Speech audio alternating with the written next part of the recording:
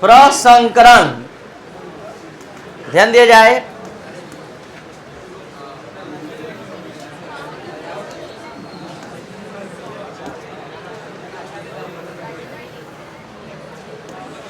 आज की क्लास में इस रासायनिक बंधन का बेहद इंपॉर्टेंट टॉपिक आप पढ़ने जा रहे हैं, जिसका नाम है प्रसंकरण। यही वो टॉपिक है जो अणु के आकार के बारे में पहली बार आपको नॉलेज प्रोवाइड करने जा रहा है। आप सभी स्टूडेंट मीथेन के आकार के बारे में 9th 10th में पढ़े होंगे कि मीथेन का आकार चतुष्फलकीय होता है। तो क्यों होता है, इसका जवाब देने के लिए आया है प्रसंकरण। जल का संरचना आप लोग इस तरह से बनाते हैं, जल का स्ट्रक्चर इस ढंग से बनाते हैं। तो ऐसे ही क्यों बनता है, ऐसे क्यों नहीं बनता है, इसका जवाब प्रसंकरण देने आया है। अष्टक यहां भी पूरा हो रहा है, अष्टक यहां भी पूरा हो रहा है, लेकिन ये बनाना गलत है और इस तरह से बनाना सही है। तो इसका जवाब देगा ये टॉपिक जिसका नाम है प्रसंकरण। बोर्ड पर ध्यान बनाए रखिए, इसके परिभाषा सुनकर समझने का भी कैपेसिटी आप में नहीं है। वो कैपेसिटी ये क्लास देगा 15 मिनट में। 15 मिनट बेसिक जानकारी देने के बाद आप प्रसंकरण का परिभाषा सब पढ़ेंगे तो उसमें 3 शर्तें नजर आएंगी। ये 3 शर्त से मिलकर परिभाषा बना है, लेकिन तब समझेंगे जब आप अच्छे से एक अणु का निर्माण का अध्ययन करेंगे। तो शुरू हो रहा है प्रसंकरण को समझने के लिए BCl3 का निर्माण। क्या आप सभी स्टूडेंट बता सकते हैं इसमें केंद्रीय परमाणु कौन है? B को क्या बोलते हैं? बोरॉन।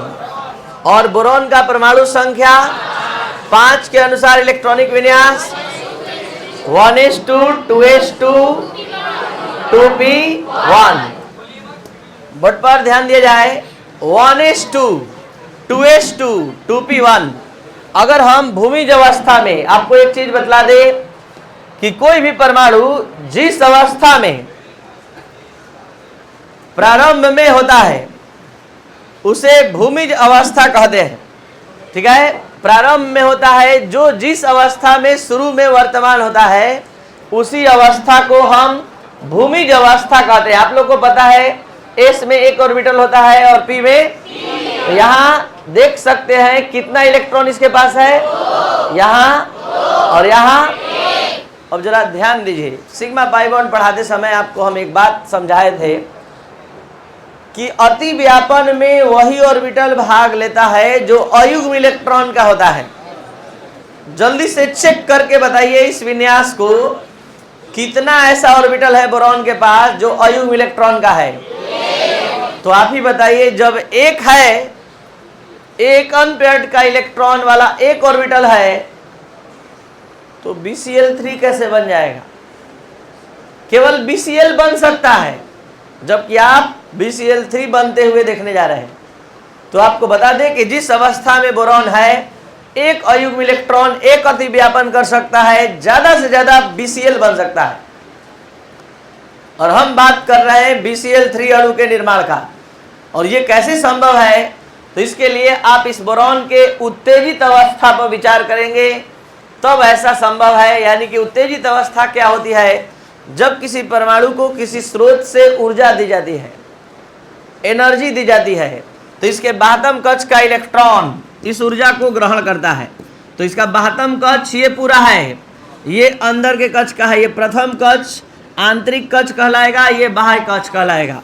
अब यहाँ होगा क्या कि जो ही ये ऊर्जा ग्रहण करेगा, इसका एक 2s का इलेक्ट्रॉन जो ज्यादा प्रतिकर्षण अनुभव कर रहा है, ये निकलकर 2p के दूसरे ऑर्बिटल में चला जाएगा। तो अब शायद थोड़ा थोड़ा लग रहा है कि BCl3 बन सकता है। क्यों? क्योंकि एक नहीं, दो नहीं, 3 अयुग्म इलेक्ट्रॉन हमको मिल गए, तो 3 ऑर्बिटल अतिव्यापन में भाग ले सकता है। लेकिन अभी भी ये कॉन्सेप्ट पूरा नहीं हुआ है। आपको पढ़ना है प्रसंकरण। आपको हम BCl3 अणु का निर्माण समझा रहे हैं और आपको समझ में आ जाएगा प्रसंकरण। ये कैसा टेक्निक है। तो जिस टॉपिक का जहां संबंध होता है, बस एक बार ध्यान लगाकर इस एग्जाम्पल को समझ लीजिए। 3 चीज लिखकर आप बैठे हैं, प्रसंकरण प्रदर्शित करने का शर्त, प्रसंकरित ऑर्बिटल का अभिलक्षणी गुण, तीनों का समावेश इस एग्जाम्पल में है और तीनों चीज को अकेले समझा देगा। और पूरा आगे के 7 दिन के पढ़ाई का मेन बेस आज ही है। जो आज इस क्लास में उपस्थित है ऑनलाइन या ऑफलाइन, उसी को 7 दिन आगे समझ में आएगा। 7 क्लास, लगभग 25 पेज का ये टॉपिक है। और बीएससी पार्ट 2 मतलब 3 तक का आप पूरा पढ़ाई कवर करेंगे इस प्रसंस्करण में। कभी भी केमिस्ट्री ऑनर्स मिलेंगे तो आप हमारे इस कॉपी से लिखवाए गए नोट्स से, समझ से आप फायदा उठा पाएंगे। और समझ में इतना अच्छा कि आपको रटना ही नहीं पड़ेगा, बस थोड़ा सा ध्यान बनाइए। जल्दी से बताइए, कितना अनपेयर्ड इलेक्ट्रॉन का ऑर्बिटल? ये कब आया? जब हम उत्तेजित अवस्था में ले गए तब। ये उत्तेजित अवस्था कैसे प्राप्त होती है? जब हम हीट करते हैं, गर्म करते हैं, इलेक्ट्रिक स्पार्क करते हैं, इलेक्ट्रिक करंट सप्लाई करते हैं, तो 2s का इलेक्ट्रॉन निकलकर 2p के दूसरे ऑर्बिटल में गया। तो इस तरह जल्दी से हमें बताइए, कुल कितना हमारे पास अयुग्म इलेक्ट्रॉन का ऑर्बिटल है? 3। एक कौन किसका है? एक 2s का, और 2 2s का आकार कैसा होगा? गोलाकार की डम्बेल? तो ये देखिए 2s का ये आकार है, ये 2s का आकार है और इसके पास एक अनपेयर्ड है। ये 2px है और ये 2py है। तो ये देखिए 2px और ये है 2py।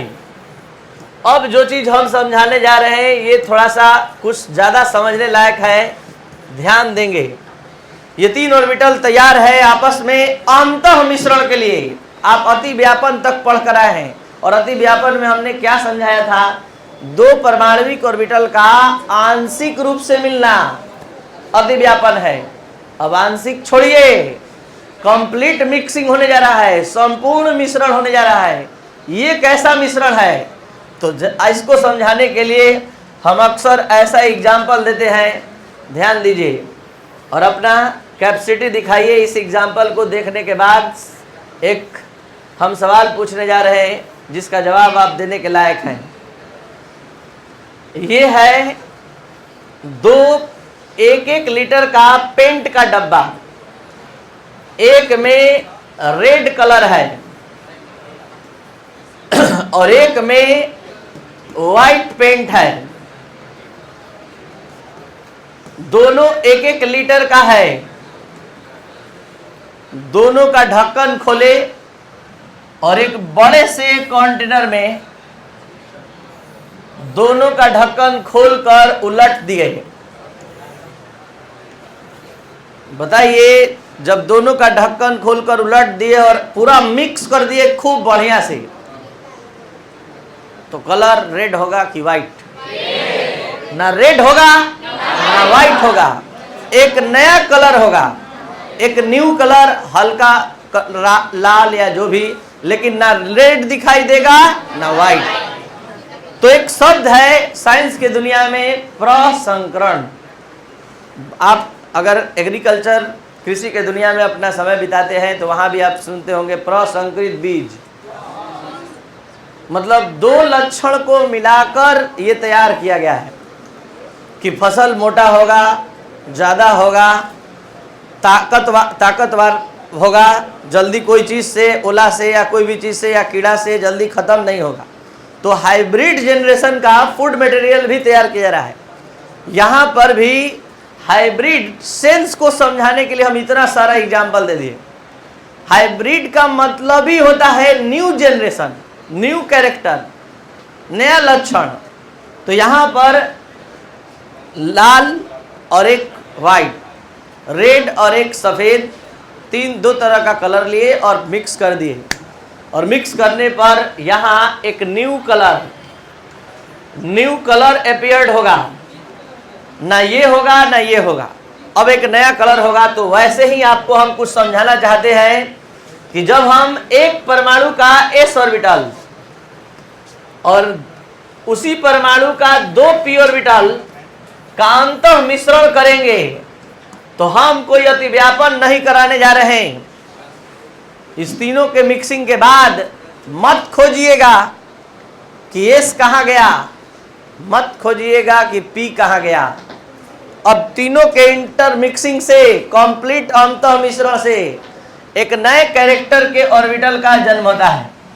और नियम यही कहता है, जैसे कि यहां कि 1 लीटर मिलकर कितना लीटर बना, 2 लीटर, तो बना 2 ही लीटर, लेकिन नया लक्षण का बना। तो उसी तरह 3 ऑर्बिटल का मिक्सिंग हो रहा है। इंटर मिक्सिंग से ऐसा 3 ऑर्बिटल बनेगा। 1s 2p के अंतः मिश्रण से यह बनेगा ऐसा 3, और तीनों का नाम होगा sp2। क्यों नाम पड़ा sp2, अब आप समझने के लायक है। तीनों का नाम sp2 क्यों पड़ा, क्योंकि 1s और 2p के मिलने से बना है। बोर्ड पर ध्यान बनाए रखिए, 7 दिन के लिए बेसिक क्लास है। आज नहीं समझे तो आगे कभी समझने का कैपेसिटी नहीं रहेगा, इसलिए ध्यान लगाए रखिए। थोड़ा सा भी किसी का बात मत सुनिए, मोबाइल व्हाट्सएप मत खोलिए, पूरा ध्यान हमारा आप ही पर है। तो यहाँ 1s, और पूरा हम मन लगाकर समझाना चाहते हैं। अभी अभी तो शुरू हुआ है पढ़ाई। 3 ऑर्बिटल बना, ये तीनों ऑर्बिटल इलेक्ट्रॉन से भरा पड़ा है। अब यहां पर कुछ कॉन्सेप्ट अलग से समझना होगा। ये तीनों ऑर्बिटल को एक साथ रहना है। तीनों में इलेक्ट्रॉन है, और इलेक्ट्रॉन में क्या होता है, प्रतिकर्षण। तो जरा सोचिए, मान लीजिए अभी फिलहाल हमारे पास 2 ही ऑर्बिटल है इस तरह का, और दोनों पर ऋण आवेश है। ये कैप इलेक्ट्रॉन है, तो ये एक दूसरे में प्रतिकर्षण करेगा, एक दूसरे को दूर ढकेलेगा। जैसे चुंबक का उत्तरी ध्रुव नजदीक लाते हैं तो दूर ढकेलता है, तो वैसे ही इस तीनों का मजबूरी है कि एक साथ रहना है। हमको डिसाइड करना है कि अपने आप कितना डिग्री पर रहेगा, और ये हम नहीं आप जवाब देंगे, बस हमारा बात सुनते रहिएगा। आपका दिमाग अपने आप थोड़ा देर बाद विकसित हो जाएगा कि आप वही सवाल, मतलब उसी जवाब तक पहुंच जाएंगे, हम पहुंचा देंगे। ये 2 ऑर्बिटल है, दोनों में इलेक्ट्रॉन है, दोनों पर ऋण आवेश है, दोनों में प्रतिकर्षण हो रहा है। इस प्रतिकर्षण को कम करने के लिए ये एक दूसरे को ढकेलेगा, प्रतिकर्षित करेगा। वो कौन सा डिग्री होगा जहां पर रहने पर इसके बीच होने वाला प्रतिकर्षण सबसे कम होगा? जवाब दे दिए। अब यहां से अगर नीचे दबा तो इधर से प्रतिकर्षण बढ़ जाएगा, यहां से ऊपर दबा तो इधर से प्रतिकर्षण अधिक हो जाएगा। तो जिस तरह आप सभी स्टूडेंट 2 ऑर्बिटल रहने पर आप जवाब दे दिए, अब आप समझ सकते हैं कि जब हमारे पास 3 ऑर्बिटल है, तीनों में इलेक्ट्रॉन भरा पड़ा है, तीनों एक दूसरे को प्रतिकर्षित कर रहा है, एक दूसरे को ढकेल रहा है, क्योंकि तीनों पर माइनस चार्ज है। तो बताइए वो कौन सा डिग्री होगा जहां पर रहने पर तीनों में प्रतिकर्षण बराबर होगा और सबसे कम होगा? 120। 360 को 3 से भाग दे दिए, 120, 120, 120।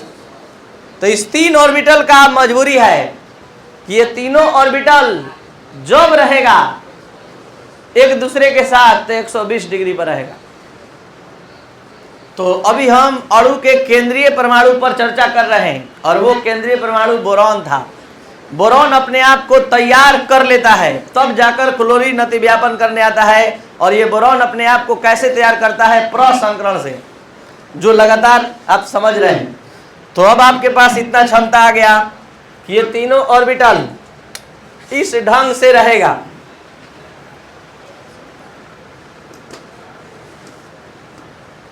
इस ढंग से रहेगा। ये आप लोग के अच्छे से समझने के लिए हम ऐसे बना रहे हैं।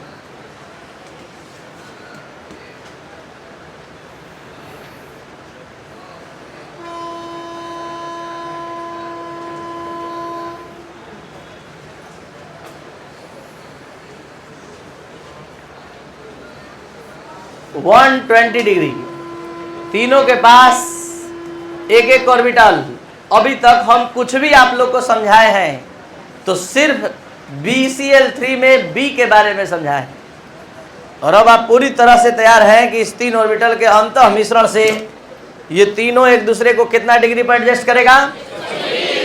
तो 120 डिग्री पर इस तरह से ये एडजस्ट करेगा। तो अभी तक BCl3 में हम केवल B के बारे में बात कर पाए हैं।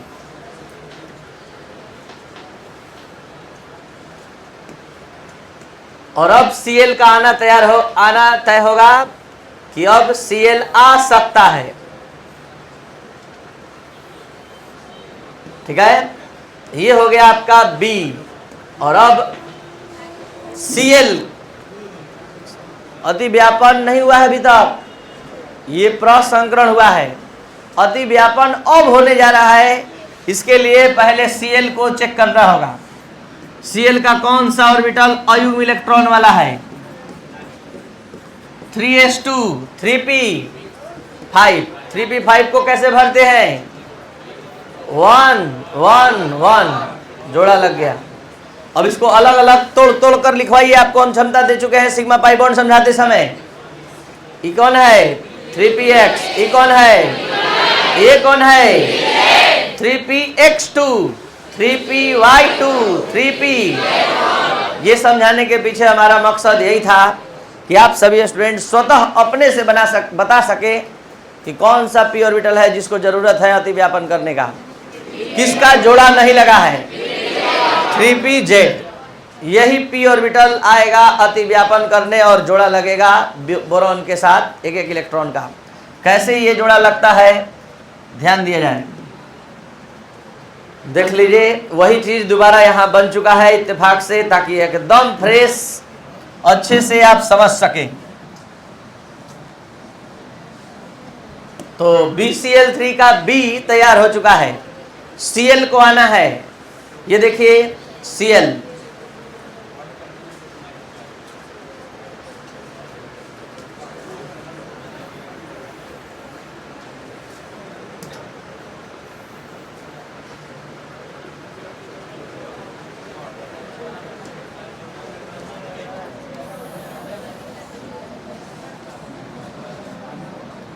Cl को आना है। देखिए आ रहा है,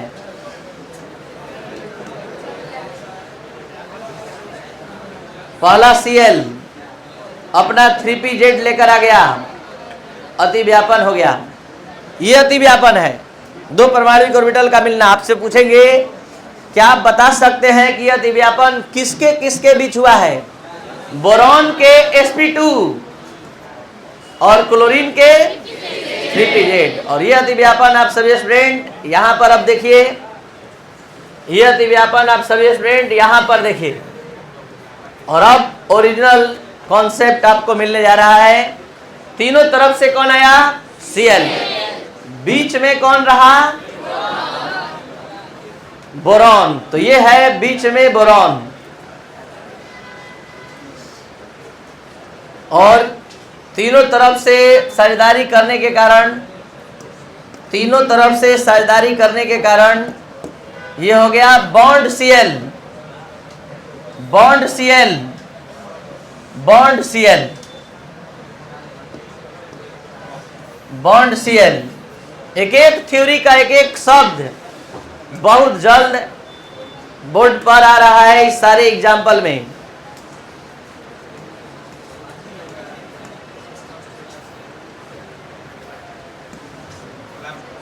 अब हम आपसे पूछेंगे कि बताइए BCl3 का आकार कैसा दिख रहा है? सब चीज अपने से बता दिए। अब आइए प्रसंकरण का परिभाषा दिखा रहे हैं, कहाँ है इस फिगर में।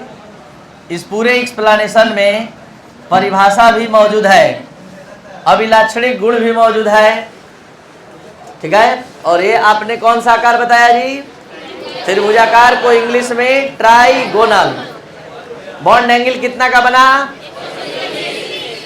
कितने sp2 ऑर्बिटल बने इसमें? 3। ठीक है, चलिए अब प्रसंकरण का परिभाषा कहां से चुराया गया है, कहां से बना है? प्रसंकरण कहाँ हुआ है? बस यही इतना ही में प्रसंकरण हुआ है, यही प्रसंकरण है। लेकिन इस प्रसंकरण के होने से पहले ये अपने आप को तैयार किया है। और ये तैयार कैसे किया हम आपके सामने धीरे धीरे एक्सप्लेन किए हैं कि बोरॉन भूमिज अवस्था में उस लायक नहीं था कि 3 अनपेयर्ड इलेक्ट्रॉन रखे, केवल एक अनपेयर्ड था, एक अयुग्म था। जब उत्तेजित अवस्था में ले गए तो इसका 2s का एक इलेक्ट्रॉन निकलकर 2p के दूसरे ऑर्बिटल में गया और इस तरह 3 अयुग्म इलेक्ट्रॉन का ऑर्बिटल प्राप्त हुआ। अब ये 3 अयुग्म इलेक्ट्रॉन के ऑर्बिटल आपस में अंतः मिश्रण के लिए तैयार हुए और यही प्रसंकरण है। क्या है प्रसंकरण? उसका परिभाषा यहां पर सुनने से पहले जल्दी जल्दी 2-3 क्वेश्चन का जवाब दीजिए।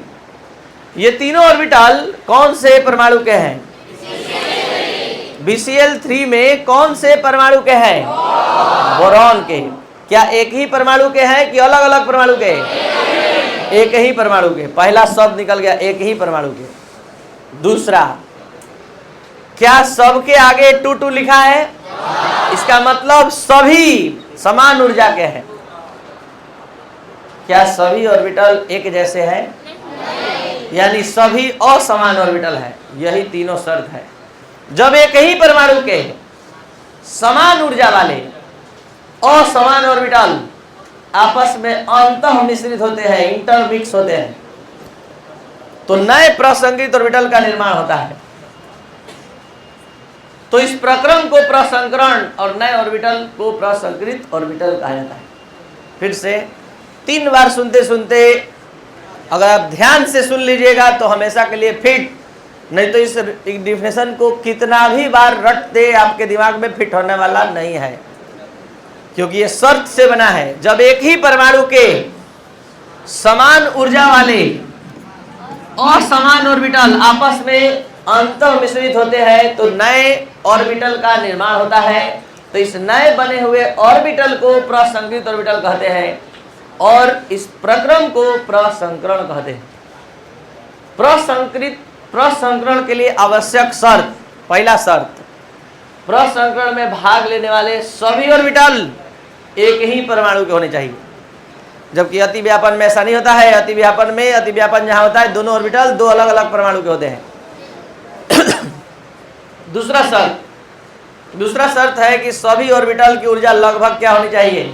बराबर होनी चाहिए। और तीसरा, अब उसके बाद अभिलाक्षणिक गुण पर आ जाइए। प्रसंकरित ऑर्बिटल का अभिलाक्षणिक गुण, जितनी संख्या में प्रसंकरित ऑर्बिटल के निर्माण में परमाणुिक ऑर्बिटल भाग लेते हैं, जितनी संख्या में, कितना संख्या में भाग लिया है? 3। तो बनने वाले ऑर्बिटल की संख्या, नए बनने वाले ऑर्बिटल की संख्या भी कितनी होगी? 3 होगी। जितना भाग लेगा उतना ही नया बनेगा। और सभी प्रसंकरित ऑर्बिटल एक दूसरे से ऊर्जा आकार की दृष्टि से क्या होंगे? समान होंगे। ध्यान देंगे, सभी का ऊर्जा समान होगा। सबका नाम sp2 sp2 sp2। अगर एक s एक p के मिलने से बनेगा तो सबका नाम sp sp sp होगा। अगर एक s 3 p के मिलने से बनेगा तो sp3 sp3 sp3 होगा, ताकि पता चले कि एक ऑर्बिटल का निर्माण एक s और 3 p से हुआ है। उसके बाद सभी ऑर्बिटल की ऊर्जा एक दूसरे के समतुल्य होगी। और उसके बाद नेक्स्ट स्टेटमेंट कहता है कि मतलब अति व्यापन में पूर्णतः खाली ऑर्बिटल, पूर्णतः भरा हुआ ऑर्बिटल और अयुग्म इलेक्ट्रॉन वाला ऑर्बिटल, सभी तरह का ऑर्बिटल भाग ले सकता है, जो आगे आगे एग्जाम्पल में आप देख पाएंगे। अब आइए, जैसे आपने क्लास नोट्स में लिखा है उसका एक एक शब्द आप समझने के लायक हुए कि नहीं, इस क्लास में अब हम दिखा रहे हैं। इसके अलावा भी एक एग्जाम्पल और देकर प्रसंकरण के पूरे परिभाषा को आज हम क्लियर करेंगे। और इस यूट्यूब चैनल पर भी खुला चैलेंज होगा कि आपका ये क्लास कितना ज़बरदस्त रहा। आप और भी चैनल से देखिए कि क्या कोई इतना एक्सप्लेनेशन देते हुए आपके कॉन्सेप्ट को क्लियर किया, इतना वास्तविकता पूर्वक देखा जाए। जब एक ही परमाणु के समान ऊर्जा वाले, पहला शर्त, असमान ऑर्बिटल, दूसरा शर्त, और जब एक ही परमाणु के, ये तीसरा शर्त, ये पहला शर्त, ये दूसरा और ये तीसरा, आपस में अंतः मिश्रित होते हैं तो नए ऑर्बिटल का निर्माण होता है। तो इस प्रक्रम को क्या कहते हैं? और नए बने हुए ऑर्बिटल को, इसका विचार पॉलिंग और स्लेटर के द्वारा दिया गया। प्रसंकरण प्रदर्शित करने की शर्त, पहला शर्त कि प्रसंकरण में केवल एक ही परमाणु का ऑर्बिटल भाग लेता है, ये पहला शर्त। दूसरा, प्रसंकरण में भाग लेने वाले सभी परमाणु ऑर्बिटल की ऊर्जा क्या होनी चाहिए? प्रसंकरित ऑर्बिटल का अभिलाक्षणिक गुण, अभिलाक्षणिक गुण प्रसंकरण में भाग लेने वाले परमाणु ऑर्बिटल की संख्या भाग लेने वाले मतलब नए निर्मित प्रसंकरित ऑर्बिटल की संख्या के बराबर होती है। जितना भाग लेगा उतना बनेगा। आज के बाद याद रखिएगा, 5 परमाणु ऑर्बिटल भाग लेगा तो 5 नया बनेगा। अब कैसे उसको रहना है वो तय होगा उस प्रसंकरण में। सभी प्रसंकरित ऑर्बिटल ऊर्जा और आकार की दृष्टि से एक दूसरे के क्या होंगे? समतुल्य। अति व्यापन में केवल अयुग्म इलेक्ट्रॉन, अति व्यापन जहां होगा वहां केवल अयुग्म इलेक्ट्रॉन वाला प्रसंकरित ऑर्बिटल ही भाग लेगा, ठीक है। और लेकिन प्रसंकरण में पूर्णतः खाली ऑर्बिटल भी भाग ले सकता है, पूर्णतः भरा हुआ ऑर्बिटल भी भाग ले सकता है और अयुग्म इलेक्ट्रॉन वाला भी भाग ले सकता है। लेकिन अति व्यापन में हमेशा नियम है, जो पहले भी सुन चुके हैं, कि अयुग्म इलेक्ट्रॉन वाला। अति व्यापन का मतलब क्या? बॉन्ड का निर्माण। तो बॉन्ड तभी होगा जब एक लाएगा दूसरा और एक लाएगा दूसरा, और तब अति व्यापन होगा तो बॉन्ड बनेगा। तो अति व्यापन आंशिक रूप से मिलना है, प्रसंकरण पूर्ण रूप से मिलना है। प्रसंकरण के बाद ऑर्बिटल का अस्तित्व खत्म, नया ऑर्बिटल का निर्माण। और अति व्यापन में केवल हल्का हल्का मिलता है, एक एक इलेक्ट्रॉन का साझेदारी होता है, बॉन्ड बनता है। धीरे धीरे हर एक बात क्लियर होगा। आइए पहले प्रसंकरण के प्रकार पर थोड़ा सा अध्ययन कर लीजिए, और यहीं से आपका दिमाग ज्यादा सोचने के लिए तैयार। sp प्रसंकरण नाम कब पड़ेगा अपने से बता दीजिए। जब एक ही परमाणु का एक s और एक p भाग लेगा तो sp प्रसंकरण होगा। जब एक ही परमाणु का एक s 2 p भाग लेगा, जो जैसा कि आप अभी देखे, जस्ट अभी तुरंत भाग लेते हुए देखे, एक s 2 p, तो ये sp2 हो गया। एक ही परमाणु का एक s 3 p भाग लेगा, sp3। जब एक ही परमाणु का एक s 3 p और एक d, आप लोगों को पता है sp में कितने ऑर्बिटल होते हैं? p में 3 ऑर्बिटल होते हैं। तो कुछ स्टूडेंट सोच रहे हैं कि sp4, तो आपको समझ में आना चाहिए p में 3 ही ऑर्बिटल होता है, तो p के बाद कौन आता है? d। तो जब एक ही परमाणु का एक s 3 p और एक d भाग लेगा तो वो प्रसंकरण sp3d प्रसंकरण होगा। और जब एक s 3 p और 2 d भाग लेगा तो sp3d2।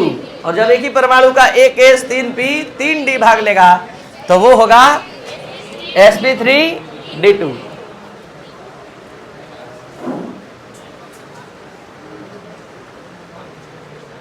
चलिए, तो अब sp प्रसंकरण पूरा आप समझ सकते हैं कि sp प्रसंकरण क्या है।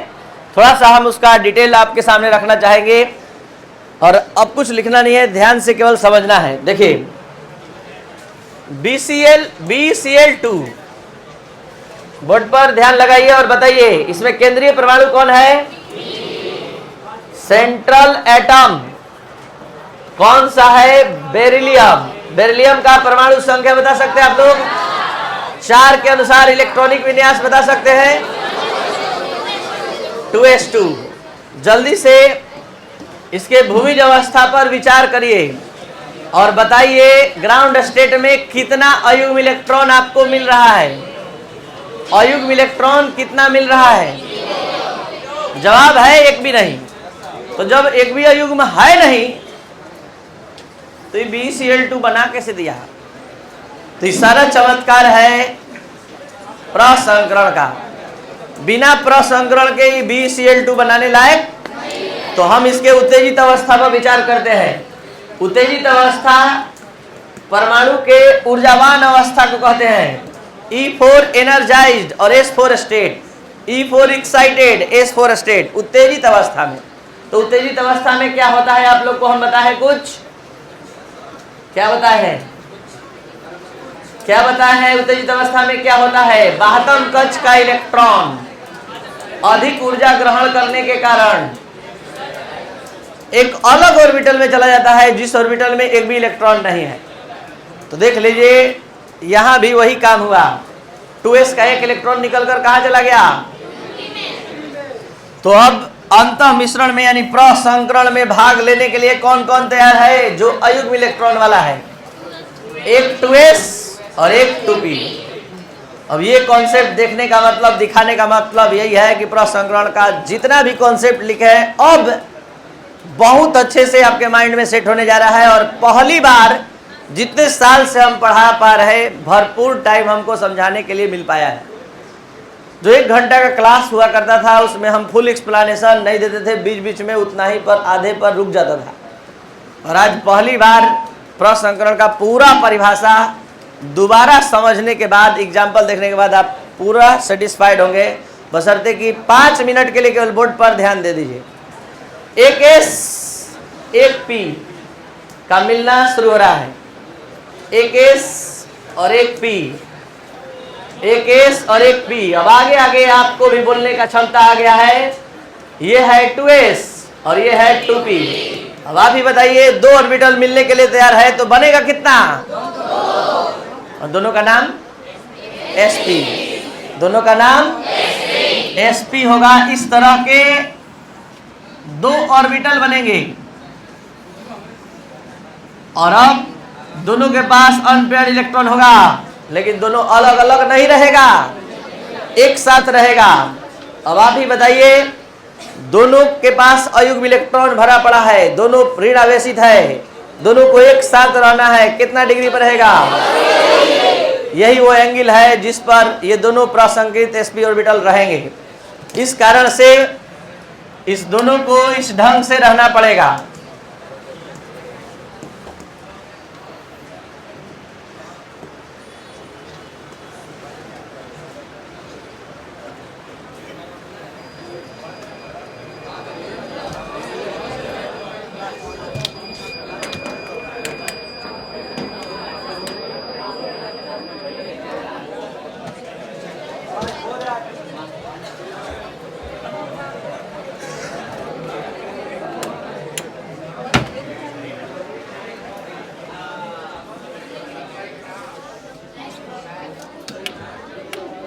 चलिए, बस 3 या 4 मिनट का क्लास रह गया है। बोर्ड पर ध्यान लगाइए, यहां ध्यान दीजिए। ये है एक sp ऑर्बिटल, एक sp ऑर्बिटल, और ऐसा एक और sp ऑर्बिटल हमारे पास मौजूद है। ये है दूसरा sp ऑर्बिटल और इसका भी नाम sp, इसका भी नाम sp, और दोनों के बीच का बॉन्ड एंगल। ये पूरा एक्सप्लेनेशन BeCl2 में किसके बारे में हुआ है? Be के बारे में। और अब किसको आना बाकी है? Cl का कौन सा ऑर्बिटल अनपेयर्ड इलेक्ट्रॉन का होता है? 3pZ। तो ये देखिए, Be अपना ऑर्बिटल लेकर आ गया और दोनों ओर से Cl लेकर आएगा अपना 3pZ। ये है 3pZ, ये है 3pZ, और ये देखिए बीच में रहा beryllium, bond Cl, bond Cl, और बॉन्ड एंगल कितना का बना? इस आकार को क्या कहेंगे? इस आकार को रैखिक। ये कौन सा आकार कहलाएगा? तो लीनियर इन शेप। तो आप सभी स्टूडेंट प्रसंस्करण का पढ़ने का जो उद्देश्य है जानिए। प्रसंस्करण पढ़ने का उद्देश्य है बॉन्ड एंगल जानना, आबंध कोण जानना। प्रसंस्करण पढ़ने का उद्देश्य है आकार जानना, जो आज तक नहीं पढ़े। तो आप BeCl3 अणु का आकार बता दिए अपने से, रैखिक, लीनियर, और बॉन्ड एंगल कितना का? आबंध कोण 180 डिग्री का। अब आइए प्रसंस्करण का परिभाषा जरा सा यहाँ देखते हुए सुन लीजिए। पहले जवाब दीजिए, ये 2s 2p किसका है? बेरिलियम का। 2s 2p कौन से ऑर्बिट का है?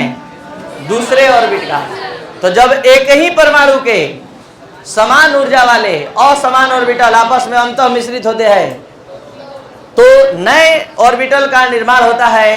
तो इस ऑर्बिटल को प्रसंकृत ऑर्बिटल और इस प्रक्रम को प्रसंकरण। प्रसंकरण प्रदर्शित करने की 2 आवश्यक शर्तें होती है कि प्रसंकरण में हमेशा एक ही परमाणु का ऑर्बिटल भाग लेगा, और दूसरा शर्त, प्रसंकरण में भाग लेने वाले सभी ऑर्बिटल की ऊर्जा लगभग क्या होनी चाहिए? तो आप पढ़ने जा रहे हैं sp प्रसंकरण।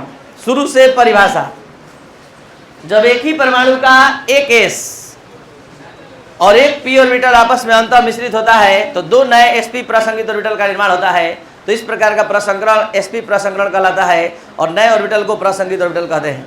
दो sp प्रसंगित ऑर्बिटल के बीच का कोण 180 डिग्री होता है और इस प्रकार का प्रसंकरण प्रदर्शित करने वाले अणु का आकार जो होता है वो रैखिक होता है। अब यहीं पर आप लोग को परसेंटेज निकालने के लिए सिखाने जा रहे हैं। आप सभी स्टूडेंट बोर्ड पर ध्यान देंगे, इसमें कितने ऑर्बिटल भाग लेते हैं? तो 100 को 2 से भाग देंगे तो कितना प्रतिशत एस, कितना प्रतिशत पी? 50% S, 50% P. अगर आप हमारा बात समझ गए तो आप इसमें परसेंटेज बताएंगे कुल कितना ऑर्बिटल इसमें है। तो 100 को 3 से डिवाइड करेंगे तो कितना परसेंट एस, कितना परसेंट पी? 66, 33 जोड़ दे रहे हैं। चलिए इसमें बताइए टोटल ऑर्बिटल। अगर आपसे कोई पूछ दे कि इसमें कितना परसेंट एस है, कितना परसेंट पी है, तो 100 को 4 से भाग देंगे तो 25% एस, 75%। जो स्टूडेंट कम दिमाग के हैं उसके लिए S P P P 4 orbital, 100 को 4 से भाग, इसका भाग 25, इसका 25, इसका 25, 25, 25, 25, 25, 75% पी और 25%। अगर आप वास्तव में समझ गए तो जल्दी से बताइए sp3d प्रसंकरण में कितना परसेंट एस, कितना परसेंट एस? 20%। कितना परसेंट पी? 60। और कितना परसेंट डी? 20%। सब में परसेंटेज कैरेक्टर आप बताने का क्षमता रखते हैं। जैसे जैसे पढ़ेंगे वैसे वैसे बढ़ेंगे। अब 1 मिनट का रिक्वेस्ट, एक YouTube वीडियो पब्लिश के लिए तैयार है। थोड़ा सा आप लोग का सहयोग चाहिए, कोई नमक खराबी नहीं करेगा। जितना मन लगाकर समझाया गया आप खुद देख सकते हैं। और जो भी स्टूडेंट नए हैं इस चैनल पर, इसको जरूर शेयर और सब्सक्राइब करें और इंडिया के हर एक पढ़ने वाले स्टूडेंट तक पहुंचाए। ये ऑप्टिमम केमिस्ट्री क्लास का चैनल है।